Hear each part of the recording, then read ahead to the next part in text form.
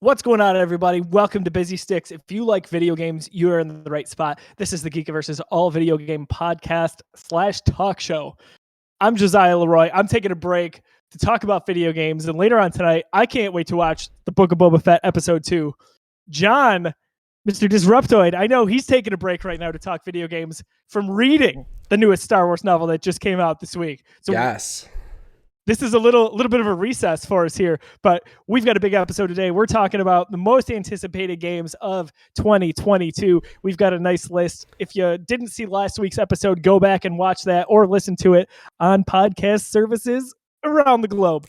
You can check out our respective lists for the top 5 games each of 2021. And later on in the episode here, we'll get to some of the news. We'll get to our picks for 2022, as well as some of the communities that joined in on social media.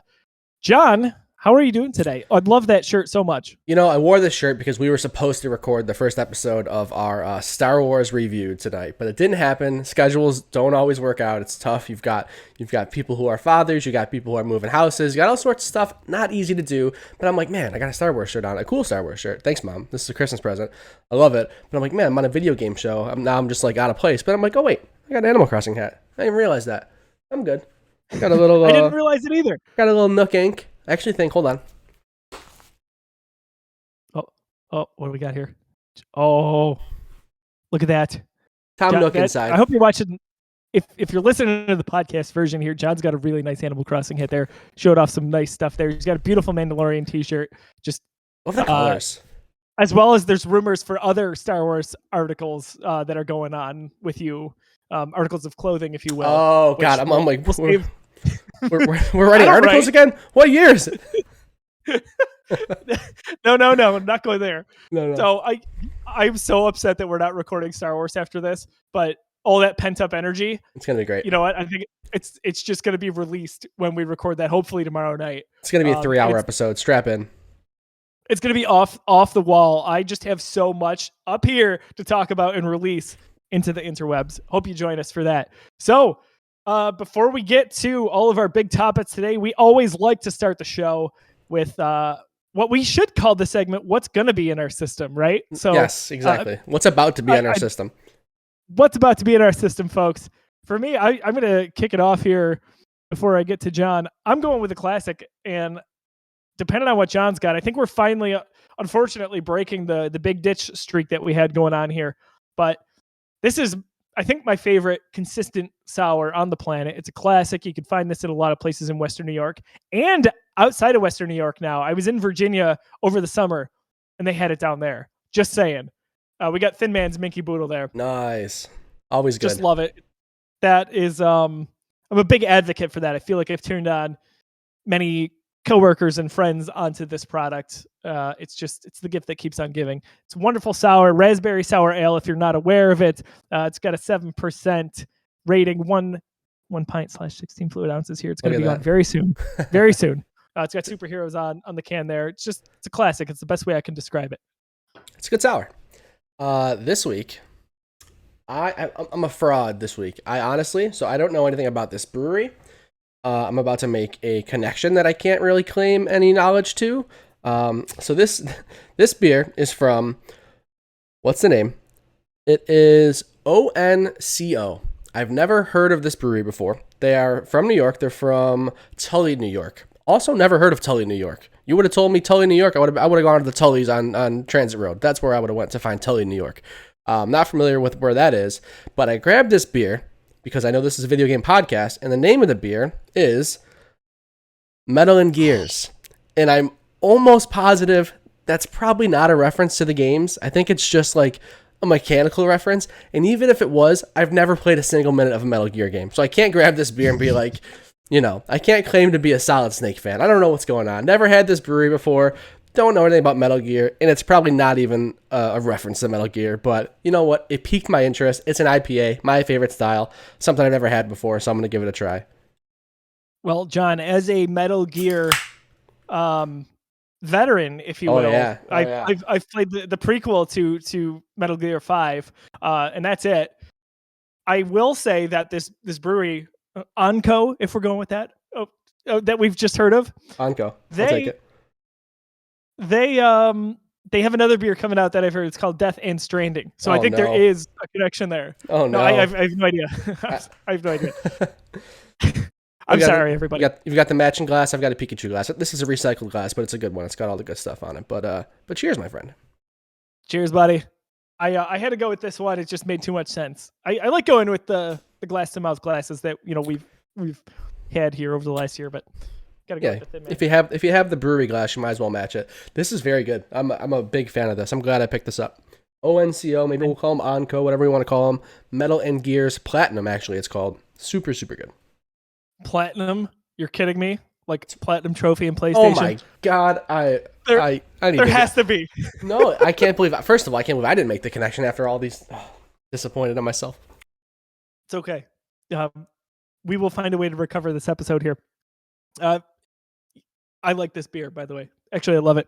So, what is in your system? What have you been playing? I feel like I don't want to say I'm in a lull, but taking a little break before a little calm before the storm because we've got the Uncharted collection coming out at the end of the month here, the Legacy of Thieves collection that I'm going to be playing.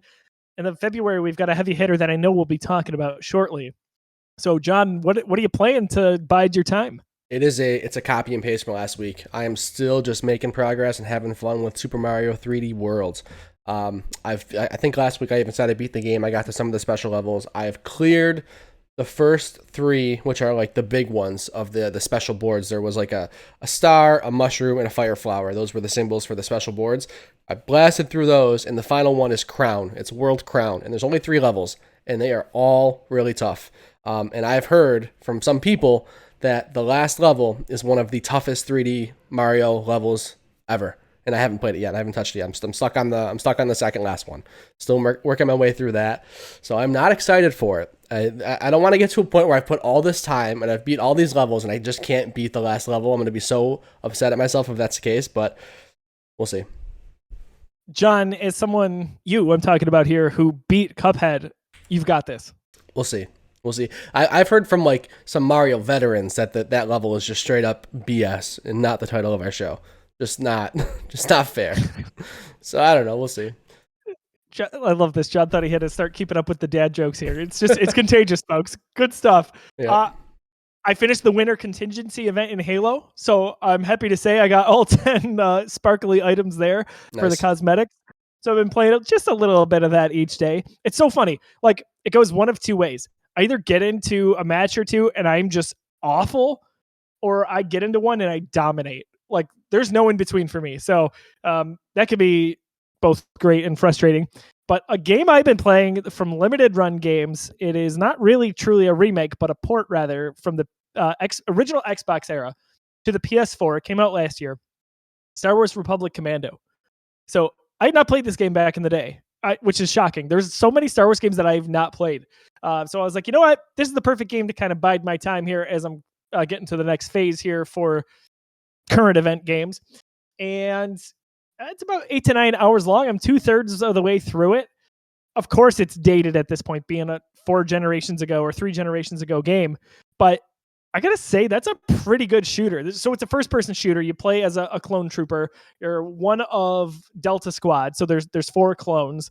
And of course, Tamora Morrison voices your character at least, who is Boba Fett / Jango Fett in the movies. And like I said, I actually think this is a pretty good shooter. Yes, it feels a little bit loose, if you will, clunky today, but worth a playthrough if you're a Star Wars fan. I'm enjoying my time with it. There are trophies. Basically, it's all just go through the story. There are some collectibles that you can get, but I'm enjoying it so far. And I think after I get to that, at some point later this year, I'm gonna finally really dive into the original KOTOR. I've only ever dabbled in it, so that's where I'm at. Nothing too exciting. Interesting. You said it's a little clunky. Yes. Did you say it's McClunky? I thought you were gonna say like those clankers, and I don't know. That's where I was going. No, McClunky. A little McClunky. Oh God, I don't know why I'm watching these remastered versions right now. There's so much. Oh God, I can't wait to talk about this movie. McClunky. All right, I gotta up my ante here a little bit. we got some news to get to before we get to kind of the meat of the episode. So from CES, we finally got a name and a little bit of a first look at the second generation of PlayStation virtual reality. From IGN, we've got PlayStation VR 2. The PSVR 2 headset will feature 4K HDR, ooh mama, and an expanded field of view. PSVR 2 will also make use of eye tracking and haptic feedback technology. In addition, the presentation revealed the name of Sony's next-gen VR controllers, the PlayStation VR 2 Sense controllers. It's a mouthful. How many does it come PSVR with? 2 will... 2. So I guess you could say it's DualSense. Good. I gotta stop. Get this man a beverage.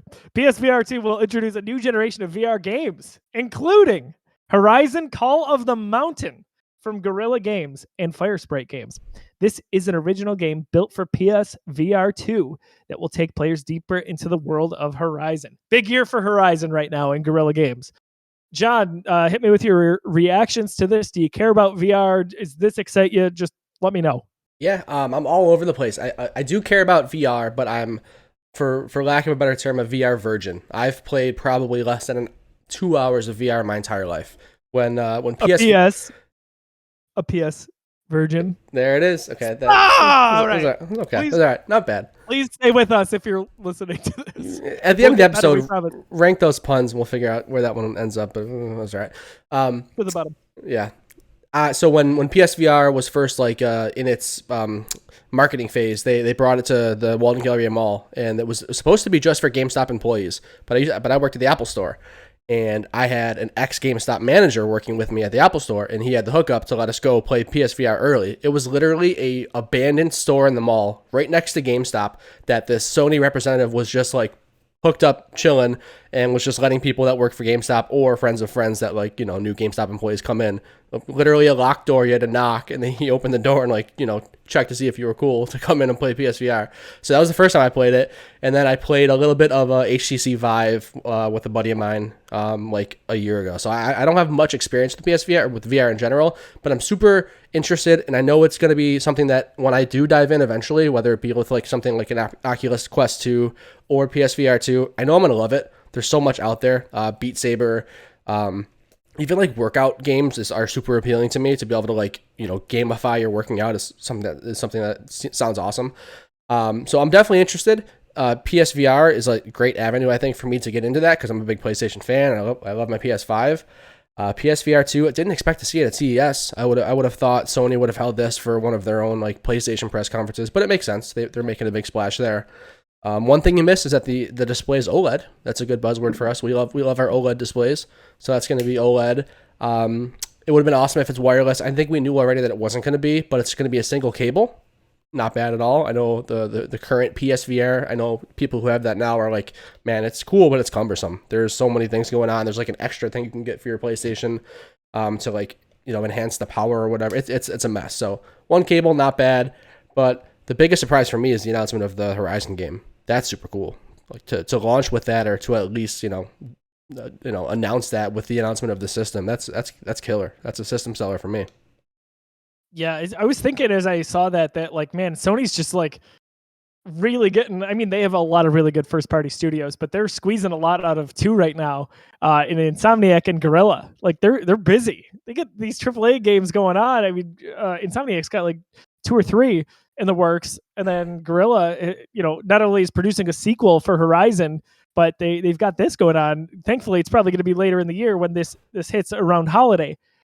So interesting, and they showed a few seconds of gameplay, or at least footage from the game, and it looks really interesting. So that's a good environment to jump into.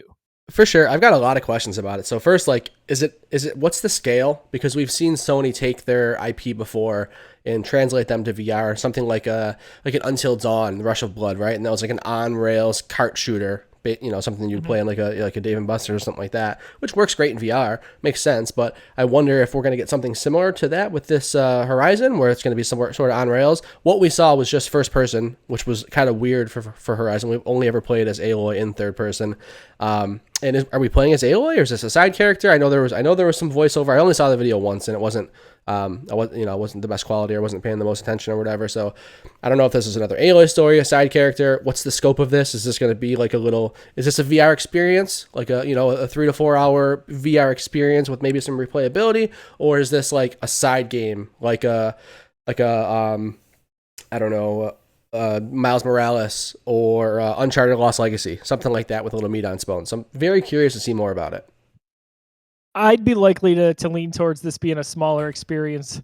I hope, honestly, I'm happy either way, but I'm hoping that we'd get something more like a Miles Morales, because that would really blow this out of the water. If you get some good buzz going early on for something like this, that's a system seller. So you just kind of let it ride after that. Yeah. I have a lot of questions about it too, like even to the point of like backwards compatible, because a lot of people I think are going to be adopting this for the first time, including myself. Like I've barely played any VR over the last few years at all. I want to say I played on an HTC at E3 in 2018, and then like it's funny, my cousins have the Oculus, and they're like, why don't you have this? You have like every system under the sun. And I was like, I'm kind of waiting for whenever PS VR comes out, the second iteration. So this is going to be a jump on point for me.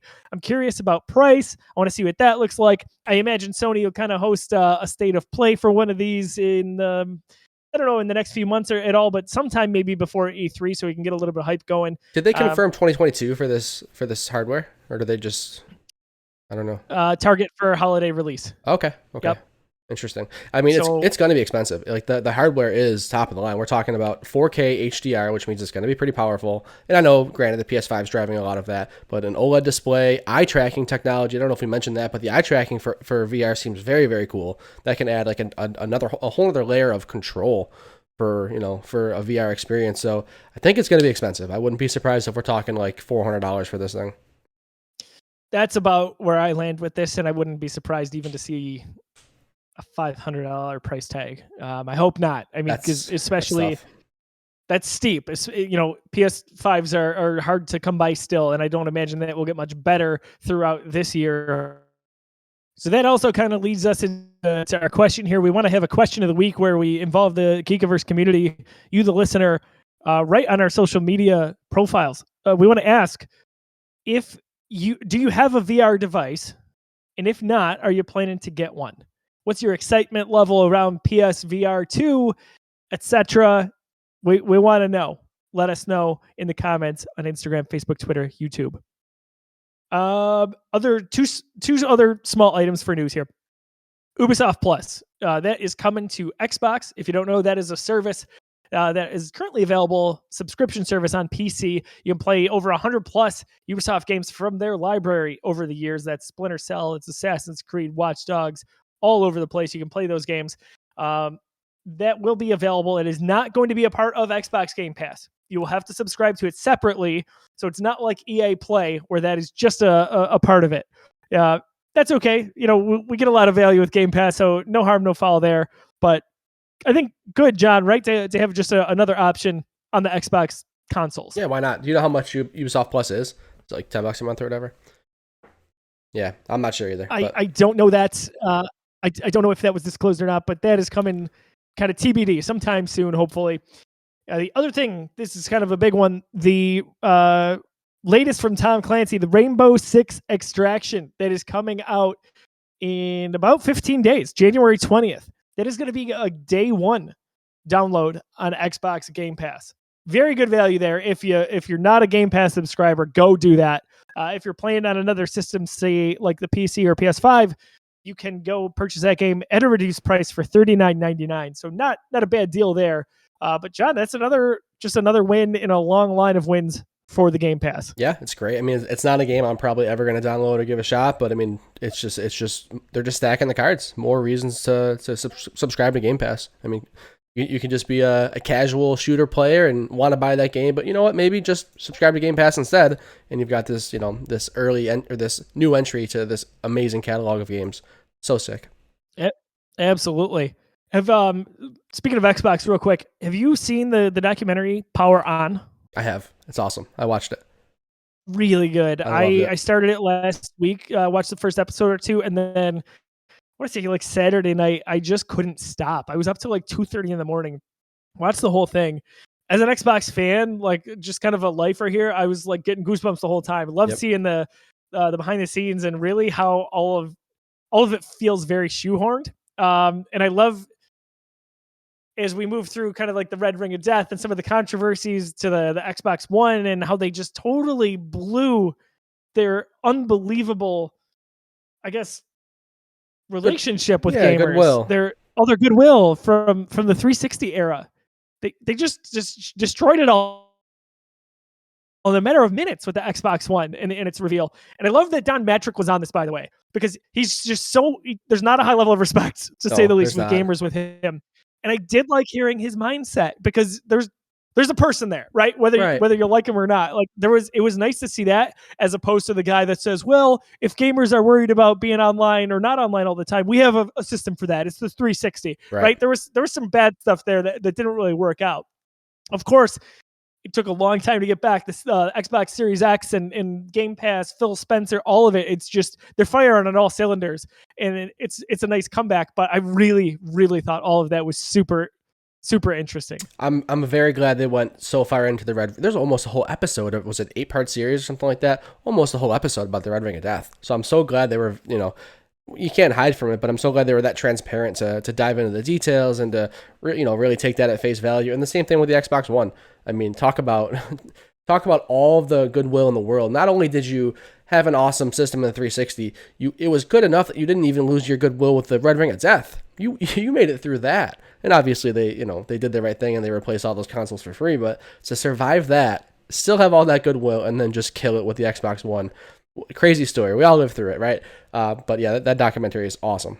Awesome. I just remember seeing certain parts of it and being like, I know where I was when this happened. I know where I was when I heard this story break. Like, they showed a quick crowd of E3 2018, and I paused it because I'm like, oh my gosh, I'm in that crowd. Where am I? So cool. I was too far out of focus. But like, there was just so many good things that came out of that.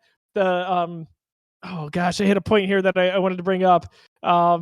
It'll come back to me. But you're right with the Red Ring of Death. Like, they got through that, and I assume you had an Xbox 360 that had the red ring. Oh yeah, 5. So right. I set mine in 4 times.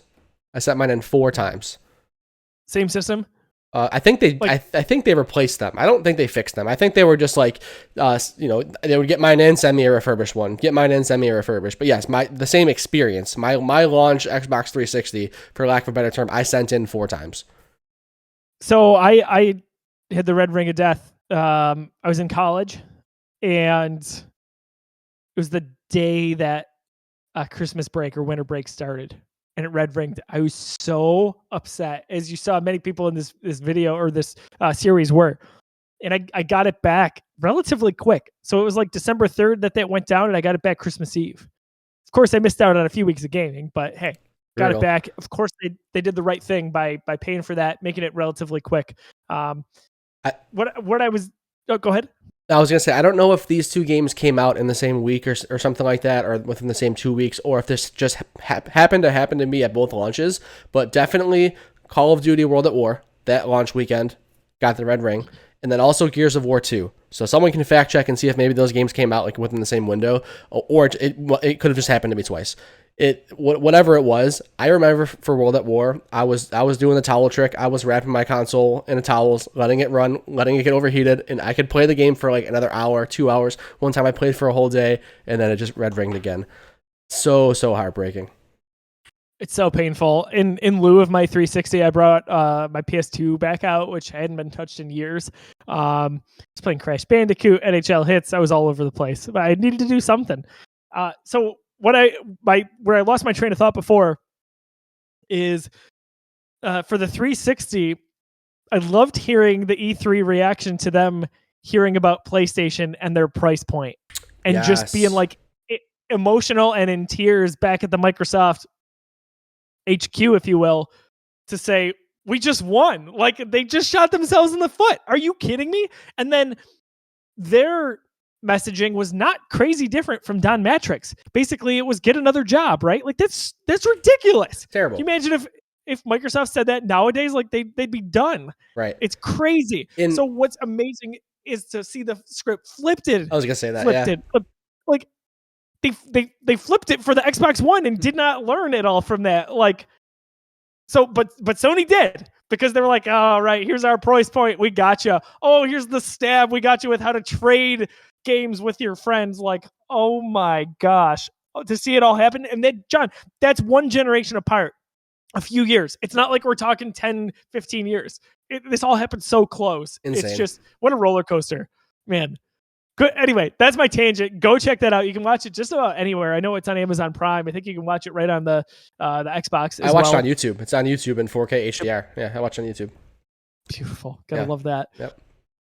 So let's see here. Question of the week. What we asked last week, John. If you've got some responses to pull up, we asked you guys which 2022 game is your most anticipated. We got some good answers here. I'm sure some of these games will cross over with what John and I have on our list. I think so. But John, take it away. Yeah, there's a couple here. I'll start with the ones that don't cross over from where I'm excited, and maybe one of them might be exciting for you. But first, we'll start with Peter Chesick. Peter, maybe the biggest one of the year is Elden Ring. So Elden Ring is Peter's pick. We've talked about it. You and I are just not From Software guys. Maybe this will be the one I try out. I've heard from people who have tried the preview, the technical preview, that this might be the most approachable From Software game. I think Andy Cortez and Timur Hussein of GameSpot talked about that. Hopefully that's the case. Maybe this will be this is more of an open world with more exploration than kind of just like combat focused than other From Software games have been. So maybe it's a dive in point for me. But I know people, especially Peter Chesick, are very excited for that one. How about you? Where are you at with Elden Ring? Yeah, I want to like this. There's a lot of good PR behind it, a lot of good vibes, if you will, but it's just not a selling point for me. Like, From Software, kudos. Hey, it's just not my cup of tea, just like you. Open world, honestly, for the most part, it's hard for me to get behind lore that I'm just not interested in. I don't know that I am or not, but this is not a day one for me. If I'm going to play it, I've got to get some feedback from some people who typically don't play this game, and that's going to be hard. Right. So maybe one day I'll give it a try. But Tim Talbot from the Geekiverse, that's his number one, if I'm not mistaken. That makes sense. This year, he is really excited to dive into that. Right. Another one from the community is Rob Coons. His number one is Dying Light 2. So I thought, Robbie! Yeah, so I thought maybe that you could speak to that one, because I haven't played the first one. I know you got some. Did you get some hands-on time, or maybe a behind closed door demo of this, like in 2018? Long time ago, yeah. So E3 2018, we got invited to an appointment for it, and I really don't know what happened with this game, because it looked great. It looked like it played great. Techland was really confident in their presentation without stuttering, and it was a live demo. Like, I mean, someone from Techland was playing it, but still they were playing it. It was not a scripted video, so to speak. And I was sold at that point. I was like, goodness, this is probably coming out in 2019. Give me it. When it went away and we just heard nothing for a while, I really thought this was going to get canceled. It seemed like it was in development hell for a while. I really don't know the behind the scenes there, but I know I've still got my Dying Light 2 backpack that I take to work every day, so I'm excited about that. Nice. This is a game I think I'm going to dive into at some point. It did not make my list, but I can see this being a discount game for me. Makes sense. Yeah, this is going to be like the way you reacted to Elden Ring. I'm going to wait for some reviews for sure. I'll see. The first one looked fun, so if they can take what looked so cool about that and the parkour and the open world day-night cycle, and they can expand upon that, and maybe they can sell me. We'll see. Next one, our good friend Derek Kramer. He's talking about Pokemon Arceus. I've been playing Pokemon for 25 years. I know this Pokemon's not been around for 25 years, but I've always said Arceus, and my crew has always said Arceus, but I'm pretty sure that the Pokemon company said Arceus when they announced this game. Doesn't feel right. This is sort of on my list. It's sort of on my list of most anticipated games. I'm certainly excited for it. I love Pokemon. You can see most of my backdrop is Pokemon stuff. I'm a huge Pokemon fan. But I play all the games. That's where I fell in love with the series. I still collect the cards to this day. Love Pokemon. But I'm not hopeful that this is going to be the Breath of the Wild to the Pokemon universe like people think it's going to be. They've been very, very transparent, and they've given us a very similar product. Pokemon's not changing anytime soon. It is a very basic game where if you want more out of it, you've got to do the nerdy stuff. You've got to do shiny hunting. You've got to try to, hunt for the best stats and stuff like that. Things that are not face value parts of the game. That's where you get your depth out of Pokemon. At its face value, Pokemon is a kid's game about collecting monsters, and the battles are not very difficult, and they've gotten easier every year. And I don't see this new formula with being a little bit more open world and having a little bit more, freedom to do some stuff. I don't see it, really scratching that itch for us 30-year-old Pokemon fans that we kind of hoped it would. So I'm excited for it. Derek, I'm glad you're excited for it. I just hope that your expectations aren't too high, because I think it is going to disappoint most people, just where I'm at with it. DK421, we're really excited that you're excited about it, but I'm in the same boat. It's not gonna be it. Won't be on my radar. Sorry. Again, it's on my radar. I'm pumped about it. I just don't get your hopes up. This is not going to be the game that people wanted or hope it to be. It's just not. We'll check back in about a month and see what Derek thinks about it.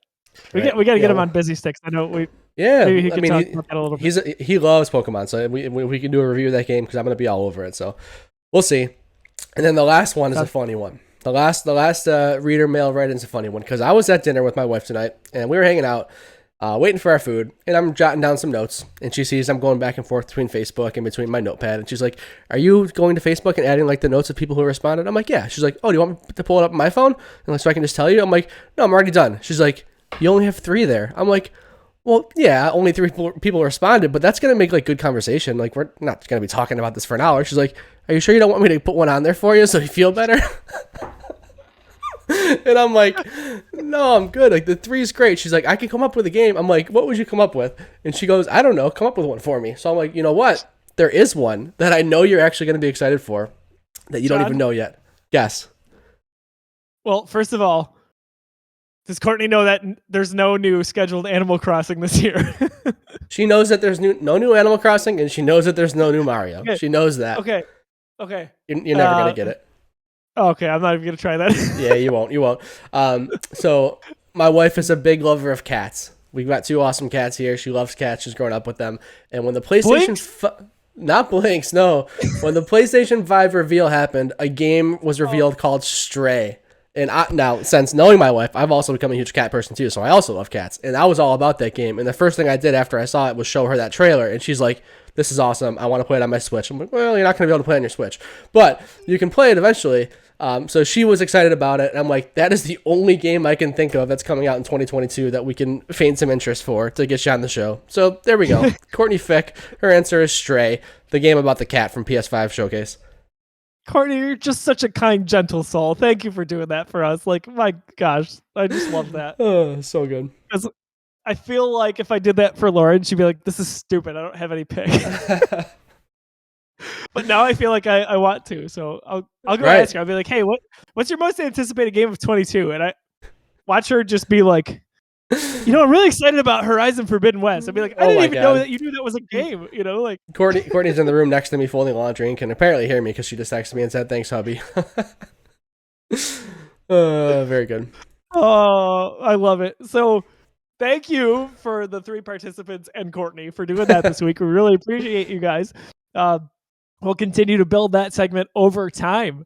But let's do this job. We're going to get to our 2022 most anticipated games. We'll try to do a little bit what we did last week with 2021 games, where we'll just go every other one. And if we happen to overlap, we just won't talk about it. So, John, you want me to kick it off? Go for it. All right. Really, I'm just giving this to you, though. So number 5 for me, this quick thing about my list. I know there's bigger games out there. I know there's some more anticipated games from the general public. However, for me, I don't care. This is my list, so I'm gonna talk about what I want to see. Now, most of actually, the game that I have at number 5 is the only one with a date.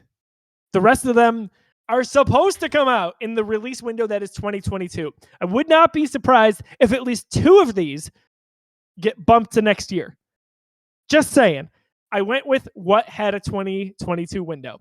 Number 5, my one game with a date. John, don't hurt me for having this so low. It's okay. Horizon Forbidden West.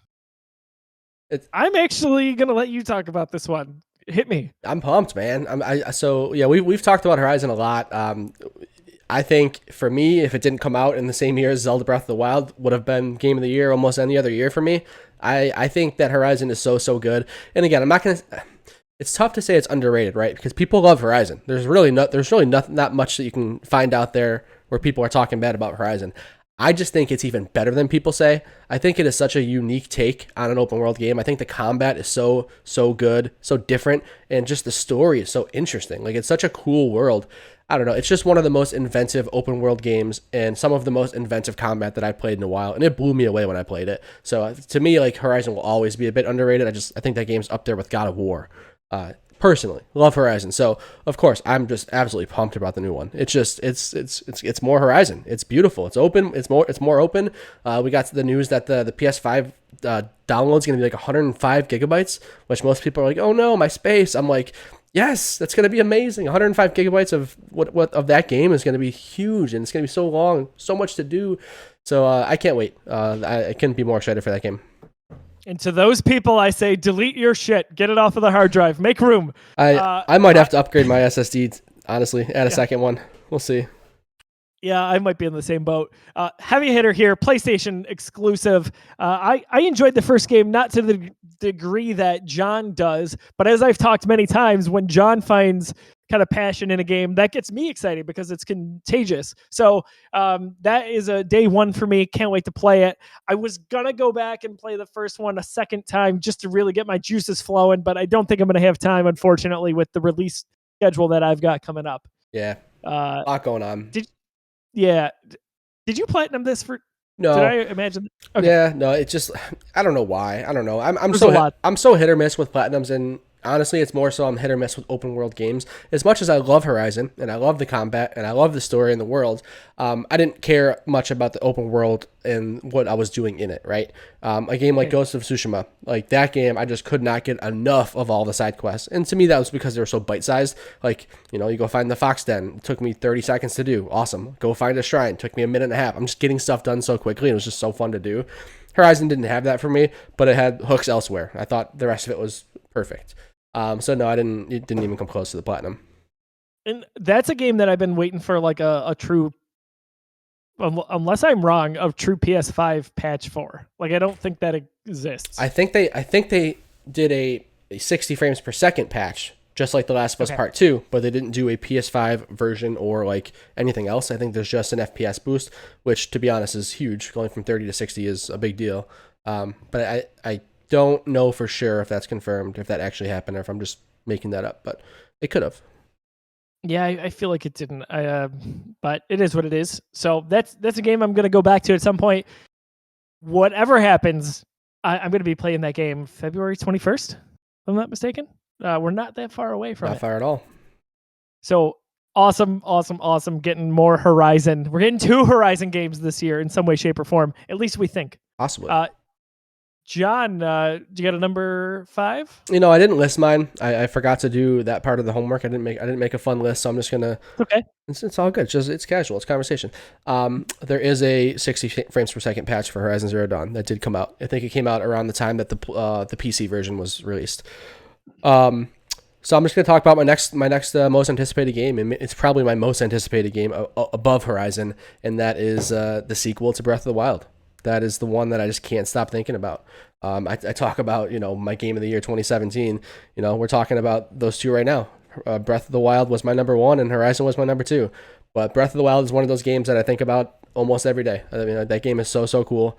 We talk about open world games. You and I both don't, you know, inherently love them just because an open world game is an open world game. That's one of those games where I just could not stop exploring. I wanted to do everything, and it was just so much fun.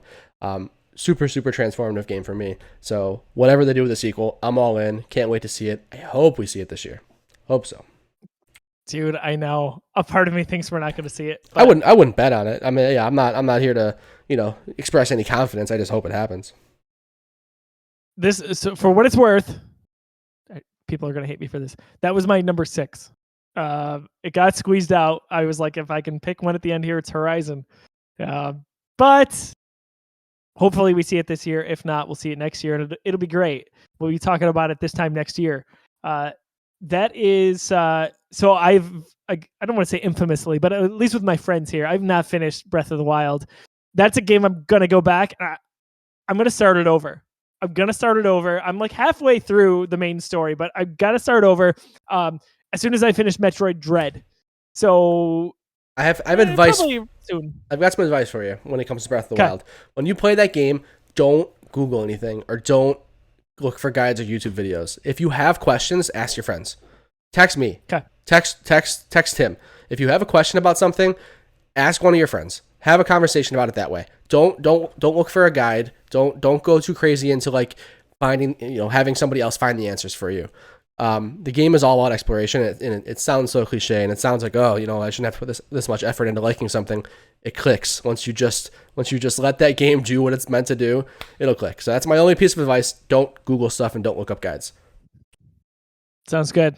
I'll keep that in mind when I relaunch that, because I got to play it before the second one comes out. There's no doubt about it. Number 4 for me. This is probably not on a lot of people's radar, but we know my love of Batman / Rocksteady, even though this is not Rocksteady. Gotham Knights.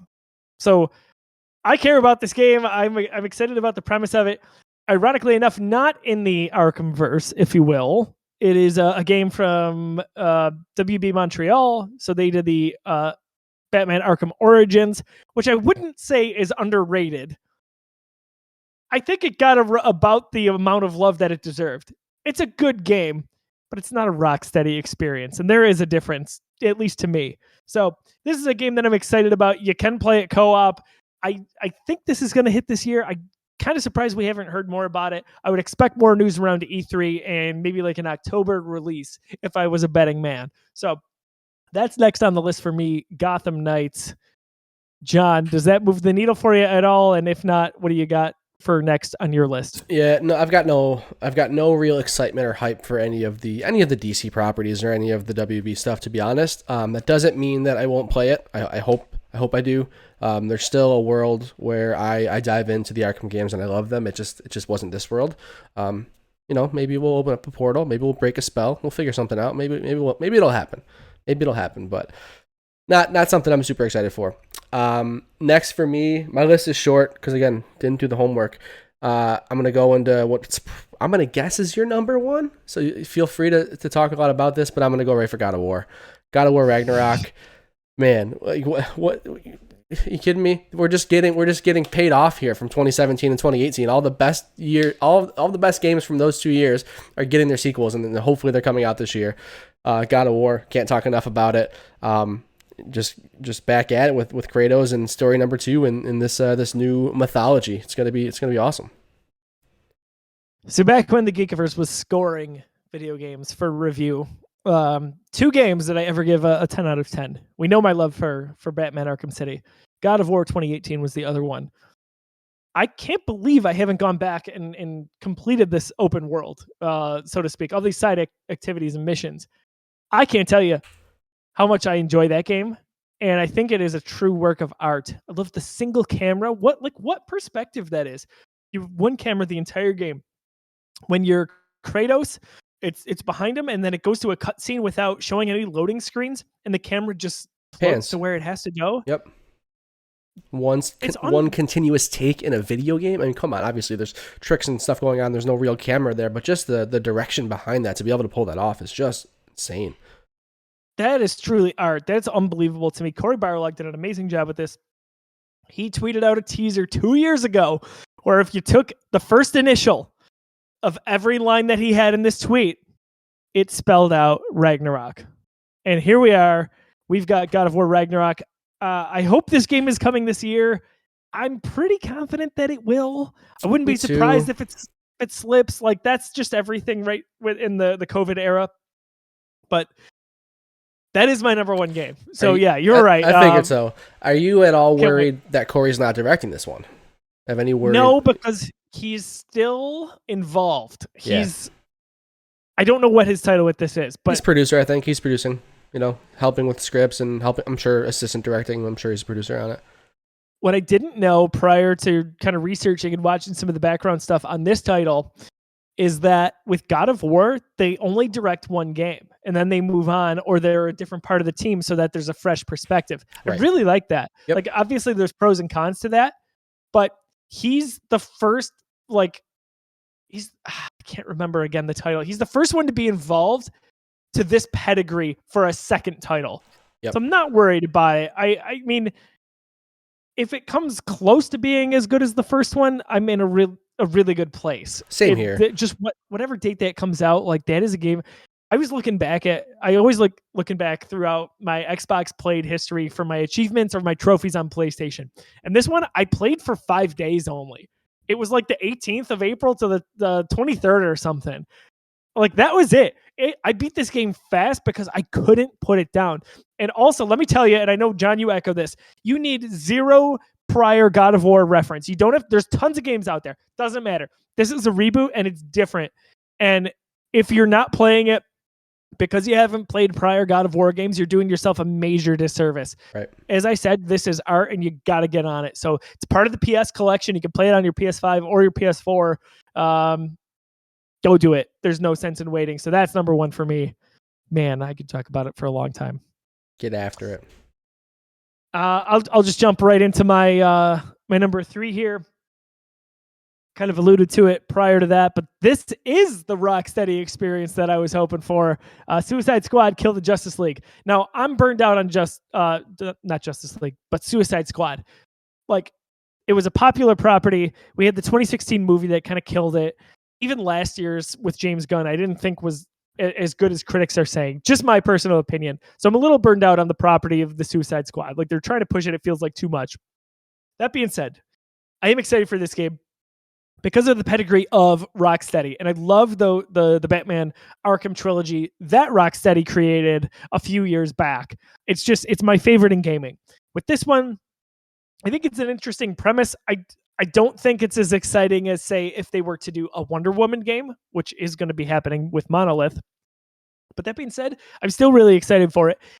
I'm going to say right now, I don't think this game is coming out this year. But the last we heard is that it is a 2022 release window. I just don't see Gotham Knights and Suicide Squad coming out in the same year. I would say one or the other, even though they're different studios, because if I'm Warner Brothers, I want to space them out a little bit. Again, just my opinion, but that's my number 3 for 2022. Echo what I said about your last WB game, and just, we'll see. We'll see how it is. I like superhero stuff. DC, and interest is definitely on the decline. I'm pumped about the Batman movie. Can't wait for that. So we'll see. I do have another one. I got another one, and actually, it might legitimately be my number 1. So that we're trending in the right way. All right. Breath of the Wild might be right above it, but Cuphead, The Delicious Last Course. Oh, dude. That is up there for me. So that's certainly, it's DLC in its literal name and its essence alone. But it's almost a whole new game. It's 1/3 of the size of what Cuphead was, maybe a little bigger. I think there might be one more boss than most of the islands actually had in the first game, the original game, I should say. I can't wait. I talked about it last week, maybe even the week before. Somehow we got talking about Cuphead. One of those experiences that's going to stick with me forever. Beginning of quarantine, I just needed something to focus myself. I just sat down with my Switch and I just crushed Cuphead. I'm like, I'm doing it. I love this game. The music is so good. I'm addicted to the pain that is losing and trying again and figuring this stuff out. And I did it, and I loved it, and I haven't gone back because it was one of those things where it's like almost like even I share this with God of War. I didn't explore the open world because once I walked away from it, I'm like, that was it, man. I did it. I beat that game. That was the experience, and I kind of don't want to alter it. And I feel the same way about Cuphead. John Fick, you are a sick man. Cuphead. Oh my gosh. So, funny story is I don't know what overcame me. I have this problem where I want to start too many video games at once, and that's what got me into issues this past fall. As I was waiting for the next game, I was like, I think I should just knock Republic Commando off my list because it is what it is. Almost started Cuphead on Series X, but I chickened out. I want to play Cuphead so bad. I'll get there. I feel like everyone needs to watch it. Does Xbox have a share play feature at all, like PlayStation has, or like you and I can be in a party and I can be watching your gameplay? I don't think so. No. You might have to buy Cuphead on PlayStation, because that would be, or maybe I'll buy it for you, because that would be a fun stream. Just to sit there, us virtually, much easier to do nowadays. Sit in a shared play party, you share your gameplay, we just sit in a Discord call, record it, throw it on Twitch, and let's watch Joe play Cuphead. We talked about streaming it forever, but if we do it on PS5 or even 4, I think it's logistically a lot easier than doing it in the same house. I don't want to break my DualSense. That's the thing. So fair enough. No, I'm just kidding. I bought this game in either 2018 or 2019, like beginning of the year. Xbox always has their end of year sale at Christmas, and I bought like a ton of small games. And my resolution was I was going to play a lot of smaller games, like indie games. So I was going to play Cuphead, Unravel, Super Lucky Tale. I think that was what it was called. Things like that. And I haven't played half of them. Cuphead's one of them. So I've had it. I've owned it on Xbox for a long time. I just haven't gotten there. It'll happen at some point, but you're a braver soul than I. And, when I finally get there, it's going to be a blast or not. Or not. What's funny, last point on God of War, that came out a week before Infinity War, if I'm not mistaken. Is that true? I'm just bringing that up because I don't know if you recall, there was like a side content in God of War to collect essentially what were Infinity Stones. Yeah. And that was the tie-in. And I can't believe that one of possibly my favorite MCU movie came out the same time as one of my favorite video games of all time. It's just, I love when stuff like that happens. It's just unbelievable just to look back on. My random connection to two things coming out at the same time are The Last of Us, the original Last of Us, which I bought a PS3 for and didn't realize I bought it too early because I was watching. So the review embargo on The Last of Us lifted on a Monday, and the game came out on a Thursday or a Friday or whatever, late in the week. So I bought the PS3 from a friend on Wednesday. Went to GameStop and asked for a copy of The Last of Us, and they're like, "Dude, the game doesn't come out till Friday." I'm like, "No, it must have been a Friday because of what I'm about to tie this in with." So I'm like, "Okay, that makes sense. I was just watching early reviews. I'm an idiot. I didn't really look into the release date. I just figured it's out." So that Friday it comes out. So did Man of Steel. Same day as Man of Steel, because I went to the mall. I went to the Regal at the mall to see Man of Steel with my dad, and also scooted down to Best Buy and grabbed my copy of The Last of Us.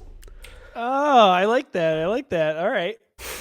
So that I feel like was June 13th or 14th, 2014. I remember 2013. I remember these weird dates. I feel like that's what it was, but I don't know. Interesting connection. Yep. Interesting.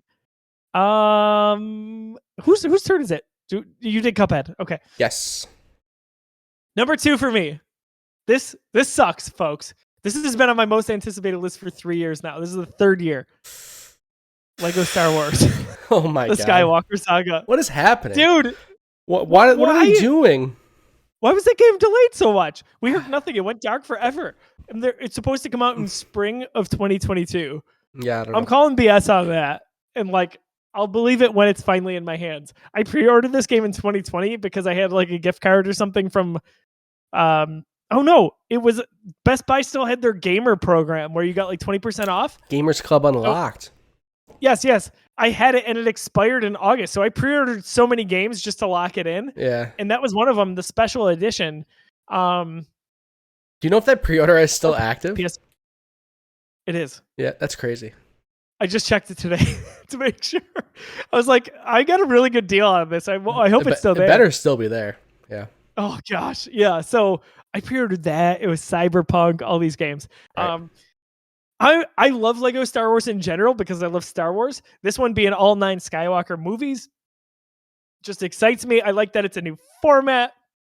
It's kind of like third person, which I don't know how that's going to work, because these games are kind of built around being co-op and family games. So it's really different from what we've seen in past Lego iterations, but I am just over the moon excited to finally play it if this game ever freaking comes out.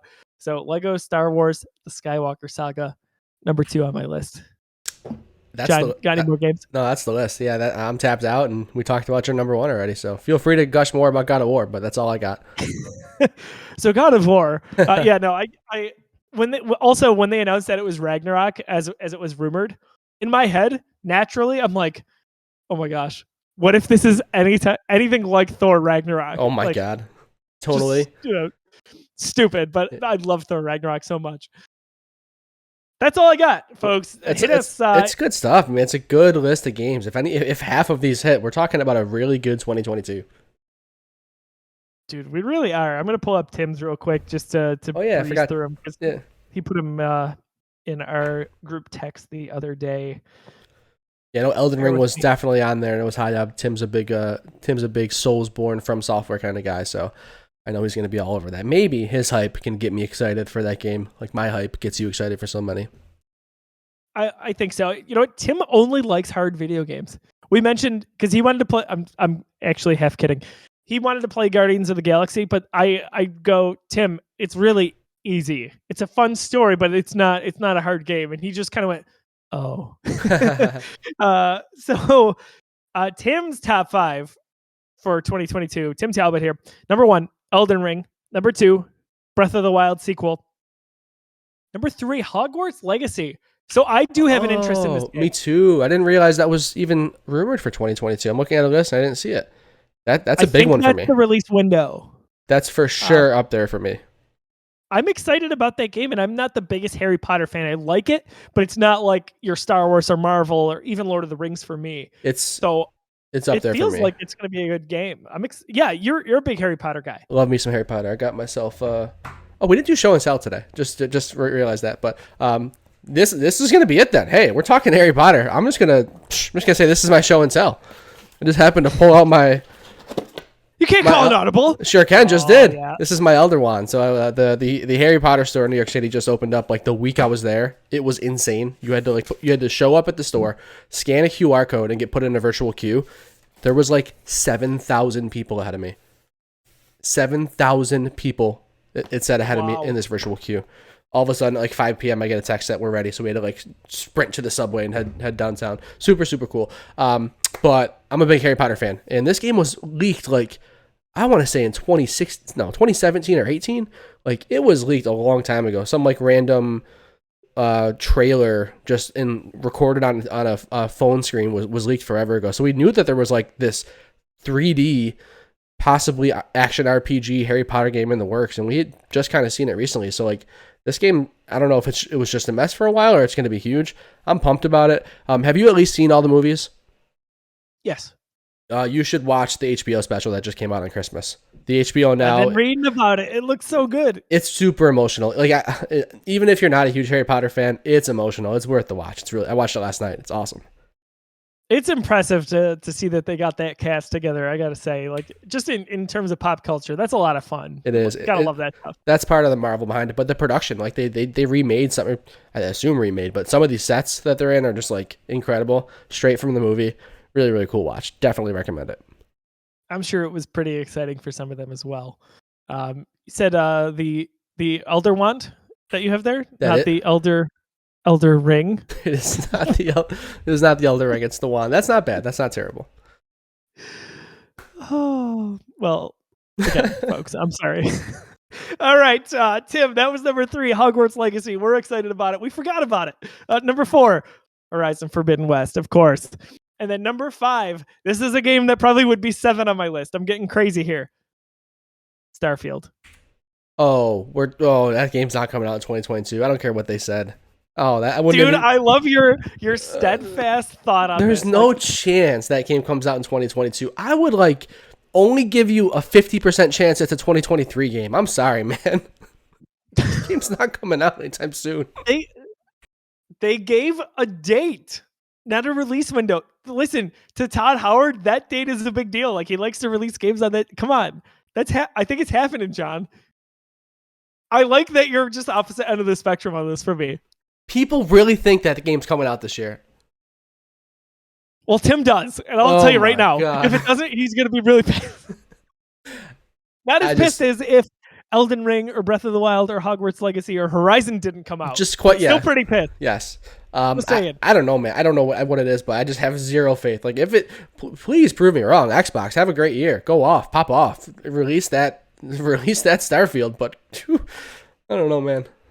Good luck. So if the game comes out, Are you excited about it? Oh yeah, absolutely. I mean, yeah, of course. I mean, I'm not the biggest Bethesda fan in terms of like the actual properties that they own and the games that they put out, but I respect everything they do. I respect everything they do, and every once in a while, one of their games does catch me, like a Deathloop or even Fallout 4. I really enjoyed. So there are Bethesda games that do move the needle for me. So yeah, I'm super pumped for it. Brand new Bethesda experience. Been in development for what 28 years? Who knows? 38 by the time it's out. Yeah, can't wait. Oh, I love space too. son I'm a big space guy, so like gonna be all about that. I hope to care about this game because it is in a sci-fi setting, if you will. I don't care about Elder Scrolls. I've tried, folks. I played Skyrim's main story. I I don't care enough about the whole craft your own story experience. Like, give me something. Give me something to care about. And it didn't hit with me. Obviously, I'm in the minority on that. I know most people like a game like Skyrim, but Starfield, of course I want to play it. It's an Xbox Game Pass game. Are you kidding me? Right. Like, amazing. Amazing. Yeah, I'm with you with Skyrim. It's like I tried, and I even tried with I tried Oblivion, Morrowind, and Skyrim. I know that's out of order, but I tried the last three Elder Scrolls games, and like I'm with you, man. Like when it comes to RPGs, I don't want to build my own story. My RPG mechanics that I like are like building my character's attributes and like, you know, do I have good karma or bad karma, or, you know, am I looking for this kind of gear, that kind of gear? Which side quest am I taking on? I'm not trying to build the story. That's not, you know, give me my narrative experience in a pretty cohesive way. The perfect RPG or RPG type game for me is one of my top 5 favorite games ever, and it's Mass Effect, which you can, by the way, now play on Game Pass. Mass Effect Legendary Edition. Wait, do that. The Legendary Edition's on Game Pass now? Yes. Oh, just hit. Ooh. That's a game changer for a lot of old school Mass Effect fans like me. I own it, and I wouldn't say it's hypocritical, but I haven't finished it because so many games got in the way. I played these when they came out, but that's a game that I love, not in the same vein as Star Wars, but in a similar way that I love Star Wars. It's very good, and there is a little bit of craft your own experience, but it's not. It's just, no matter which way you craft it, they give you lore. They give you just a touch of linearity, and it's really good. It's really good, and your choices do matter from game 1 to 2 to 3. It's not this BS, oh, you got 2 endings here. There are a crap load of different endings that you can get to, despite the controversy you heard about in Mass Effect 3. These characters are characters you get attached to. If I get an element of this with Starfield, I'm hooked. I'm absolutely hooked. And I do hope it comes out this year, for sure. I have not played a minute of a Mass Effect game. So that's okay. Is good. No, but that's good news because I really do want to give them a chance. So to know the Legendary Edition's on Game Pass, that could be, you may have just dictated my next couple of weeks here. We'll see. I'm happy that I spilled that news for you. Yeah, I didn't know that. Honestly, I wouldn't say I'm worried. I don't know that if you play it now, having never played it before, some of these games, I mean, man, Mass Effect 3 came out in 2012. So these are old games now. I don't know if they'll resonate the same way. Yeah. I don't know that they feel clunky, but they definitely feel like they are from that era. So if you care about the story, and I think that you will, the other thing before I get too far off track here is they're not very long games. You can theoretically kind of just do side mission after side mission and just play them forever, but the stories don't take forever. You're talking maybe 10 to 15 hours max. Okay. If you kind of just play through the story, like you can make this fast. So that's where the craft your experience comes in. And it doesn't hinder you in terms of leveling up, whether you're a Paragon, which is, think of it as the light side, or a Renegade as the dark side. So it's, Mass Effect 1 got a lot of updates for the Legendary Edition. I think it's worth a try. Okay. And if you try it and you're like, this is not for me, it's okay. Like, no one would blame you because it's an old game. Like Alan Wake. Alan Wake Remastered came out this year. It feels like an Xbox 360 game, but I loved it because I played it when it came out. So I'd encourage you to try it. All right. I will report back because I will try that for sure. So long story short, we don't know if Starfield is coming out this year or in a few years' time. Yep. Bethesda, by the way, I'm with you. I don't love a lot of their stuff. I appreciate their fans, but Wolfenstein's a big one for me. Love Wolfenstein. I like the Wolfenstein games. I played most of. Actually, I think I beat the first one. I think I beat the first one of the reboot. Almost positive. I have to go back and check my Xbox achievements. I did. But I played a little bit, a decent amount of the second one, and I liked it. I think they're really cool games. I don't know if I think it got too hard. I was like, man, the difficulty ramping is very interesting in this game. Like, I was in the middle of a boss fight and it wasn't too bad, and then I'm just trying to like get from one building to another, and I just get slaughtered. And I'm like, I've got nothing. This checkpoint has me in a terrible spot. I'm not having fun. Like, I have like this memory of this one like building that I'm in that I just keep getting destroyed in Wolfenstein New Order, maybe. Yeah, those games are cool, but not top tier for me. Yeah, and you know what's nice is whenever the next one comes out, it'll be free for you essentially because it'll be on Game Pass. So a game I look forward to playing whenever it comes out. I know it's probably in the works. That's it, folks. That's our top 5 each, mostly for 2022. Let us know what you're thinking, what you're excited for, as well as the question of the week for next week. Do you have any VR now? And if not, what are you planning to get? Does PSVR 2 excite you? Woo! We got a lot in on this episode, the first one of the new year. Oh, yeah. Which is exciting. So, John, we'll wrap things up for this episode of Busy Sticks.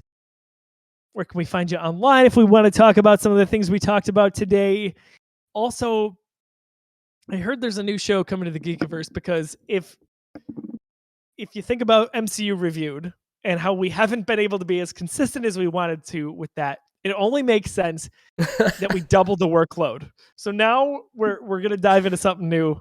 We already teased it. I'll let you talk about that and all the glory that is going to be pent up inside me for a few days. Yeah, so we're getting into Star Wars, man. It's the season for it. We just got the new High Republic book. Boba Fett is on episode 2 at the moment. I've got a beautiful new Mandalorian shirt. Everything is all gears are heading Star Wars. I don't know how this is going to go. I'm a little worried about some comments I heard from JT. It's going to be interesting. I'm a little bit worried about the way I'm going to react to some of these conversations. I think they're going to be long episodes, and I think there may be some things I might regret saying. We'll see. We'll see. We'll get there. There's going to be some hurt feelings here. Like let's be honest. I got to say, John, what I've really liked about MCU Reviewed, if you haven't watched it, it's on our channel. We've done all the way through Ant-Man and the Wasp. What I've liked about that is we have the same list. We're kind of in control. Yes. The movies I want to get to where we rank them, I know we're probably going to get there. I'm not confident with Star Wars. I have no clue. I have no clue what's going to happen. No, and you know what threw me off? What? So, okay, you and I have the same feeling on one particular Star Wars episode. Yep, I know where you're at. I don't want to give away stuff. The sequel to said film. I asked you your brief opinion on it, and you said, nah. And that just threw me for a loop. And I don't know where you stand on it. But I think if you're not favorable to what I consider my opinion to be, I think I can get you there. So only time will tell. X amount of weeks down the road. This is easier than MCU. It's only. Are we doing Rogue One and Han too? Are we doing that? We're doing Solo and Rogue One? Yeah, hell yeah. Okay, just making sure. I was gonna say 9 weeks, but it's gonna be 11. Okay. Yes. It's 11 episodes. All right. Okay. All right. Hey, I'm in. I can't wait. I cannot wait to talk Star Wars. I've been, as we've talked about in the many times we've seen each other over the last couple of weeks, every time I just get the itch to watch Star Wars, I can't because I know this is coming and I want to keep the reviews fresh. But I did rewatch A New Hope like 4 times in that period. I'm like, you know what? This is the first one. I'm going to have the freshest opinion. I'm just going to keep watching it because I want Star Wars in my life. So I'll just keep throwing on A New Hope. So I've seen it a bunch of times in the last couple of months, I should say. So I've been scratching my itch. I'm excited for a number of reasons, but to see as we go through that show, like, man, my brain is full of just useless Star Wars knowledge. I would say useless to a bunch of people, but I consider it useful. So we'll see what that looks like here. And yeah, just watched A New Hope in preparation for our first episode, and man, was it fun. I just, I feel like it feels like the first time again. Just so exciting. And if you will, I'm going to cross over show and tell into that show. I've got some really cool stuff to kind of put on screen. So that is coming soon. Stay tuned to the Geekiverse for that. But John, cut you off here. What's going on for social media and everything of the like? Oh yeah, at Disruptoid, find me talking about all sorts of nonsense including but not limited to Star Wars, because that's going to be the highlight of my life for a while since we're getting to watch those movies again. I'm finally allowed to watch more Star Wars because we're doing this, but also Boba Fett. I'm super excited about that, and the High Republic. We've got the Fallen Star, the third book, the third book in the trilogy of Phase 1 of the High Republic. I cannot wait till you catch up because these books are so good, and we need to talk about this. Dude, I will not let you do this alone. I'm gonna catch up. I'm in the last third of the first book. 3 mainline books have been released now. Just the third one happened yesterday, right? Yep. How far are you into that? I think I'm on chapter 9, 8 or 9, something like that. Nothing crazy. Right. I spent a good most of my TV didn't turn on yesterday. I was just reading that book. I finished work, sat down on the couch, and just read that book. My wife comes home, turns on the TV, and it's at the episode of the show in the app we were on last night. She's like, "You didn't turn the TV on today?" I'm like, "No, I got my book. Now turn the TV on." I'm reading. Yeah. Don't be a loser. Yeah, nerd. Yes.